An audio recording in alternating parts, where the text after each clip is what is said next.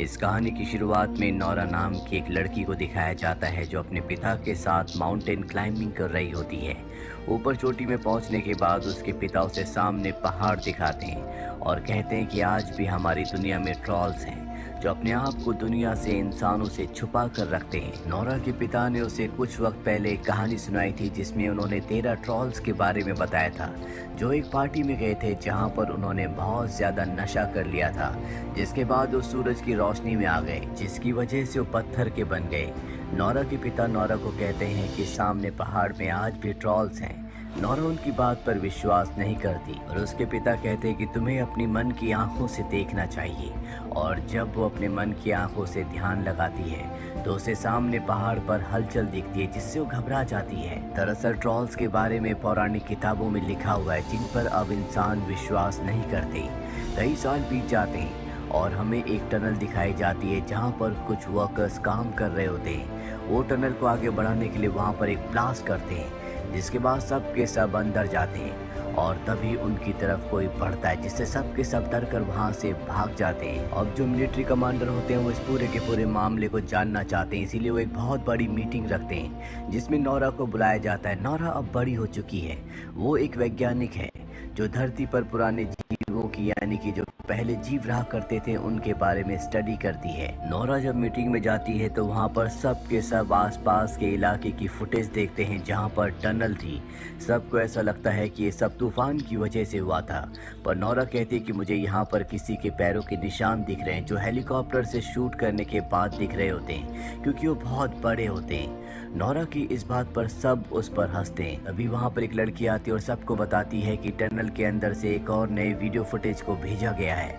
और जब सब उस वीडियो फुटेज को देखते हैं तो हैरान हो जाते हैं क्योंकि उसमें ये एक बहुत बड़े क्रिएचर को देखते हैं।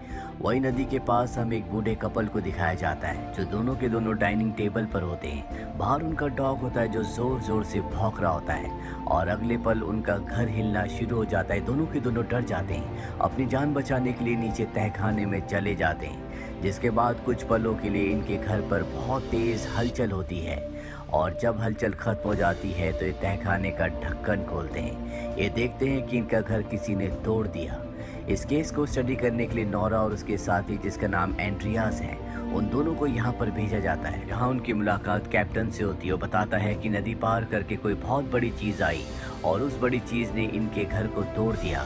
वहाँ पर बहुत बड़े बड़े पैरों के निशान भी होते हैं जो आगे 3 किलोमीटर तक हैं। और हैरानी की बात ये होती है कि 3 किलोमीटर के बाद वो पैरों के निशान अचानक से गायब हो गए। सभी जानना चाहते हैं कि अगर कोई बहुत बड़ी चीज़ यहाँ से गुजरी थी तो गई कहाँ। नौरा एंड्रियास को और कैप्टन को अपने पिता के पास ले जाती है क्योंकि उसके पिता दुनिया से अलग सोचते थे और साथ ही उन्होंने पहाड़ों के ऊपर ट्रॉल्स के ऊपर बहुत स्टडी की है। नौरा जब अपने पिता के घर जाती है तो देखती है कि आज भी उनके घर पर बहुत सारी ट्रॉल्स की फोटोज होती है जिन पर दुनिया विश्वास नहीं करती। नौरा के पिता नौरा और उसके दोनों साथियों को बताते हैं कि आज से कई साल पहले पहाड़ों से कोई चीज निकली थी जिसके बाद वो अचानक से गायब हो गई। गवर्नमेंट को इस बारे में पता था लेकिन उन्होंने दुनिया से इस बात को छुपाया। नौरा अपने पिता को बताती है कि आज भी पहाड़ों से कोई चीज़ निकली है और अब उसके पिता को पूरा यकीन हो चुका है कि वो चीज़ ट्रॉल के अलावा कुछ नहीं हो सकती। वो नौरा और उसके साथियों को बताते हैं कि हजारों साल पहले ट्रॉल्स इस दुनिया में खुलेआम रहा करते थे। जो भी इंसान उनसे बात करने की या संबंध रखने की कोशिश करता था उसे सजा दी जाती थी। और अब नौरा अपने पिता एंड्रियास और कैप्टन के साथ उस जगह पहुंच जाती है जहां पर पैरों के निशान थे। यहाँ पर नौरा के पिता पहाड़ों को पत्थरों को बहुत ध्यान से देख रहे होते हैं जिस पर एंड्रियास और कैप्टन उसके पिता को पागल समझते हैं। दरअसल पूरी दुनिया उसके पिता को पागल ही समझती है क्योंकि वो ट्रॉल्स की बातें करते हैं जो दुनिया के लिए एक कहानी है। नौरा भी अपने पिता की बातों पर विश्वास नहीं करती। नौरा अपने पिता के पास जाती है और कहती है कि यहाँ पर कुछ नहीं है और तभी अचानक आसमान में बादल आना शुरू हो जाते हैं। नौरा को अजीब सी गंध आती है और जब वो पीछे पत्थर को देखती है तो उसकी एक आंख खुलती है। दरअसल ये एक ट्रॉल होता है जो अब इन चारों के सामने खड़ा हो जाता है। सारे के सारे अपनी जान बचाने के लिए हेलीकॉप्टर से वहाँ से भागते हैं। साथ ही ये उसे लाइव रिकॉर्ड करके वहाँ पर दिखाते हैं जहाँ पर मिलिट्री कैंप है जहाँ पर बड़े बड़े ऑफिसर्स हैं। और अब सबको यकीन हो चुका है कि ये एक बहुत बड़ा मिथिकल क्रीचर है जो इस दुनिया के लिए खतरा हो सकता है। वहाँ पर नोरा पहुँच जाती है। वो कहती है कि मैं इस केस पर, इस क्रीचर के ऊपर और भी स्टडी करना चाहती हूँ, लेकिन प्राइम मिनिस्टर कहती है कि जब तक तुम इसे स्टडी करोगी तब तक दुनिया के लिए बहुत बड़ा खतरा बन जाएगा।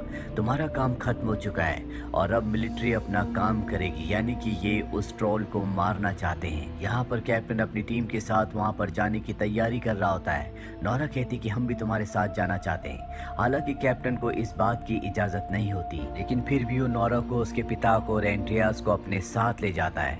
ये उस जगह घात लगाकर बैठ जाते हैं जहाँ पर अब कुछ ही पलों में ट्रोल आने वाला है और अगले पल इनके सामने विशाल ट्रोल होता है। इसके ऊपर कई हमले किए जाते हैं, जिससे ट्रोल को बहुत गुस्सा आ जाता है। वो इनके ऊपर हमला करना शुरू कर देता है, जिससे काफी सारे सोल्जर्स मारे जाते हैं और अब सब अपनी जान बचाने के लिए भागने लगते हैं। लेकिन तभी नोरा के पिता ट्रोल के सामने आ जाते हैं। वो उससे कहते हैं कि तुम शांत हो जाओ, तुम पर कोई भी हमला नहीं करेगा।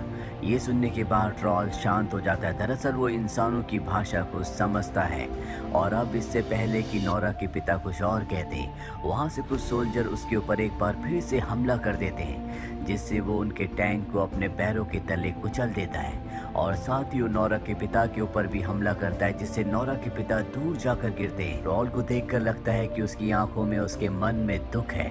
ट्रोल वहाँ से चला जाता है। नोरा अपने पिता के पास जाती है। उसके पिता अपनी जिंदगी की आखिरी सांसें ले रहे होते हैं। मरने से पहले वो अपनी बेटी को कहते हैं रॉयल पैलेस और घर। इसके बाद उनकी मृत्यु हो जाती है। नोरा अपने पिता की मृत्यु से टूट जाती है। बचपन में उसकी मॉम की मृत्यु हो गई थी और अब उसका इस दुनिया में कोई भी नहीं है। उसके पिता के पास बहुत सारे नोट्स होते हैं जो कि ट्रोल्स के ऊपर होते हैं और जब नोरा उन्हें स्टडी करती है तो उसे पता चलता है कि ट्रोल्स को चर्च की घंटियां बिल्कुल पसंद नहीं थी, इसीलिए वो चर्च के ऊपर पहले हमला किया करते थे। नोरा अब कमांडर से बात करती है और कहती है कि हमें उस ट्रोल के ऊपर बमबारी करने की जरूरत नहीं है। मेरे पास एक दूसरा आइडिया है जिससे हम उसे काबू में कर सकते हैं। नोरा को मौका दे दिया जाता है, जिसके बाद वो हेलीकॉप्टर्स पर चर्च की घंटियां लगाती है। तो हेलीकॉप्टर्स ट्रोल के चारों तरफ घुमाए जाते हैं। घंटियों की आवाज से वो बेकाबू होना शुरू हो जाता है। वो हेलीकॉप्टर्स के ऊपर हमला कर देता है और इस हमले में एक बच्चे की जान जाने वाली होती है।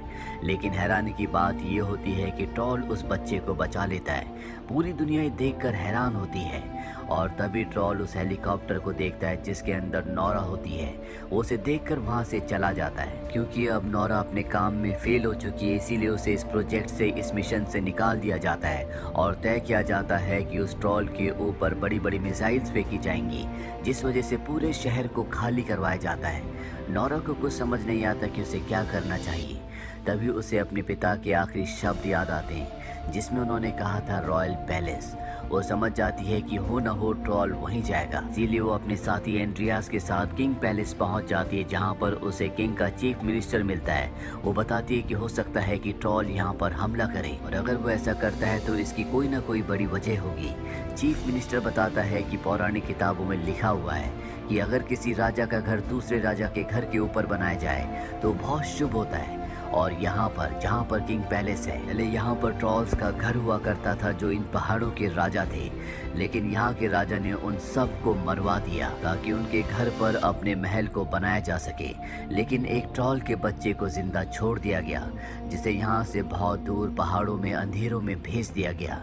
और अब जो ट्रोल वापस लौट कर आया है, शायद ये वही बच्चा है जो कई 100 सालों के बाद नींद से जागा है और अब वो अपने घर वापस आना चाहता है। इसके बाद चीफ मिनिस्टर इन सब को एक खुफिया जगह ले जाता है जहाँ पर बहुत बड़े बड़े स्केलेटन्स होते हैं और ये उन्हीं ट्रोल्स के होते हैं जिन्हें कई 100 साल पहले मार दिया गया था।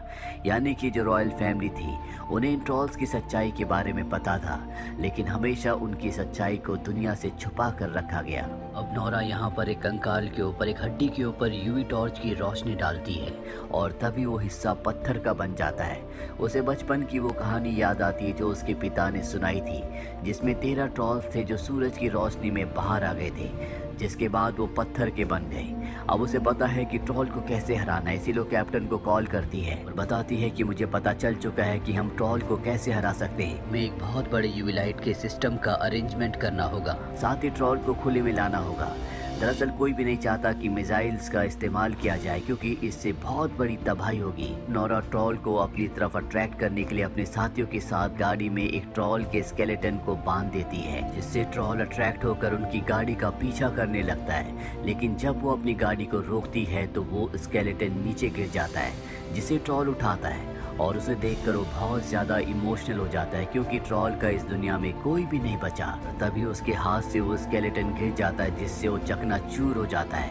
ट्रॉल को अब गुस्सा आ चुका है, वो नोरा की गाड़ी का पीछा करने लगता है। नोरा भी अपनी जान बचाने के लिए तेजी से गाड़ी को चलाती है। वहीं अब वो पल भी आ चुका है जब ट्रॉल के ऊपर मिसाइल से हमला करना है। नोरा का जो साथी एंड्रियास है, उसकी दोस्त उसी डिपार्टमेंट में है जहां से मिसाइल्स को लॉन्च किया जाना है, और वो अपनी दोस्त से कहता है कि तुम्हें पूरे सिस्टम को हैक करके जैम करना होगा।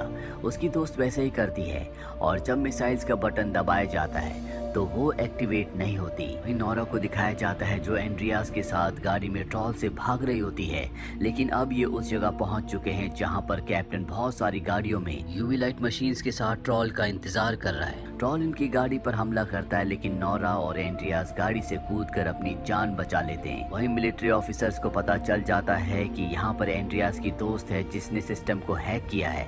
वो एक बार फिर से सिस्टम को ऑन करके मिसाइल्स को छोड़ देते हैं, पर जब कमांडर को पता चलता है कि ट्रॉल के आसपास बहुत सारे सोल्जर्स भी हैं, तो वो उन्हें एक बार फिर से रोक लेते हैं। वहीं नोरा कैप्टन एंड्रियास और अपने सभी सोल्जर्स के साथ मिलकर उन मशीन से जिनसे यूवी लाइट्स यानी कि अल्ट्रा वायलेट रेजेस निकलती हैं, उन रेस को उसके ऊपर फेंकना शुरू कर देते हैं, जिससे ट्रॉल पत्थर का बनना शुरू हो जाता है। उसे बहुत दर्द हो रहा होता है, दर्द से वो चिल्ला रहा होता है, और तब नोरा को एहसास होता है कि ट्रॉल के साथ जो कुछ हो रहा है वो सब गलत है। जिस कुदरत ने इंसान को बनाया था, उसी कुदरत ने इन ट्रॉल्स को बनाया था। ट्रॉल्स को इंसानों ने खत्म कर दिया, जबकि वो इंसानों के लिए कभी खतरा नहीं थे। इसीलिए वो उन मशीन्स को ऑफ कर देती है जिनसे यूवी लाइट्स निकल रही होती है, और खुद ट्रॉल के सामने खड़ी हो जाती है। उससे चिल्ला चिल्ला कर कहती है कि तुम यहाँ से चले जाओ, एक बार फिर से अंधेरों में कहीं गुम हो जाओ, नहीं तो इंसान तुम्हें मार देंगे। ट्रॉल उसकी बात समझ रहा होता है, पर इससे पहले कि वो ऐसा करता, सूरज निकलना शुरू हो जाता है, जिससे उसकी जो रेज होती है, जो अल्ट्रा वायलेट रेज हैं, जो कि उनके लिए बहुत ही हानिकारक हैं, वो उस पर पड़ती है।